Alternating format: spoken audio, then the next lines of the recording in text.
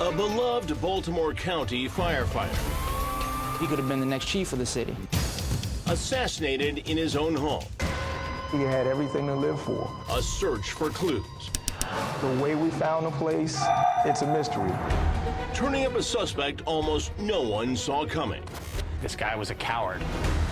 How did a young man who risked his life to help others get targeted for death?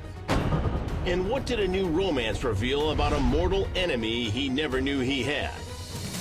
When you heard who was charged with this crime, the murder of your boyfriend, Jon, what went through your mind? Nightmares do come true. Ask a lot of kids what they want to be when they grow up, and firefighter is at the top of the list. But for Kim Hickey's son, Jon, it wasn't just a pipe dream. He wanted to follow in his grandfather's footsteps. My father and his father and all of them were firemen. And my son just said, it runs in the family, Mom. Just ask Jon's namesake, his uncle. Once he got older, we actually both joined the volunteer fire departments at the same time. He joined Baltimore County, I joined Carroll County. We kind of made it a little bit of a competition, but he was very passionate about the fire department. He was a great firefighter. He knew his job, and you could trust him to complete his task. He had your back. He had your back. But for having such a serious vocation, Jon was a lighthearted soul. I always remember his laughter, that loud, obnoxious laughter he had, telling his own stories, and they weren't funny. But he would laugh and somehow catch you up on that loud, obnoxious laugh.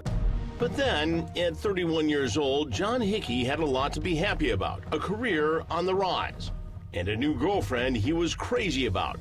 They'd only been dating for a few weeks, but Jon was already all in. He was excited about meeting Jen because she was the first girl that he knew that liked hockey. He said he found his mate. He posted in a relationship on Facebook. In a relationship. He was just happy. He posted it before he actually asked me. He's like, I hope you're okay with that. I was like, yeah. But Jen says she wasn't so immediately sure. She'd been burned before, ironically, by another firefighter. His name was Daniel Green, and Jen had just gotten out of a dysfunctional months-long relationship with Green at the time she met Jon.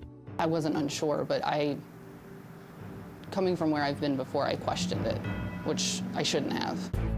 As for that career on the rise, after years of volunteering at various stations around Baltimore County, Jon Hickey was finally being accepted to become a full-time Baltimore City firefighter. He was so excited about getting into the city fire department. He fought all this time, and he finally made it into it. One of the things that we were actually working on for Jon was getting his grandfather's fire department badge, to be able to pin that on him when he came out of the academy. The future was bright. Mm-hmm.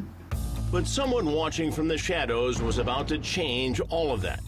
It was just this past November that Jon went home to his Upper Fells Point apartment, locked his door, and was never heard from again. How did you hear, Jen? I'm the one who called the police. I didn't hear from Jon for a day, and with it being a new relationship, I didn't know if that was typical of him. So I gave him the day, and we had plans that night, which I thought was really unusual. So I messaged one of his friends, said, is this normal? She's like, I'll give it till morning. How much did it worry you that he didn't check in knowing you had plans that night? I was sick to my stomach all day. Something wasn't right. You knew? I couldn't figure it out. I called the police the next day. When officers arrive at Jon's apartment to do a wellness check, they find the door locked as he'd left it. Not long after that, a knock on Jen's door. The officer came over. They didn't tell me how or why or what the cause was, but they did say that he had passed. How hard was that for you? Probably the hardest thing I've ever had to go through. Even harder when she finds out how Jon died. Shot in the head while sitting on the couch, executed in cold blood. Never thought anything like this would happen at all. Being in the fire department, you're always vigil of things, everything around you. And you never think about something like this.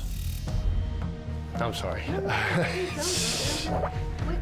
He's trying not to do this. But when it came to who killed John, his loved ones were as baffled as they were heartbroken. Generally speaking, John just made friends with everybody. So nobody really knew what was going on. And we just couldn't believe that this could happen because he loved everybody. So was it just a random crime? Maybe a robbery gone wrong? It appears to be senseless. You have a young man who's about to bloom. You know, we understand that he had just gotten a job with the fire department here in the city, that we know he had everything to live for. Why someone would do this to him, that's what we're trying to figure out. Police search John's apartment for clues and find nothing missing or even out of place. With the way we found a location, it's particularly puzzling. And then a break. Investigators find a back door to John's apartment left slightly ajar. And not far from that, a camera. What it reveals will leave John's loved ones, and in particular his girlfriend Jen, stunned beyond belief. Did you ever think this was a possibility? No.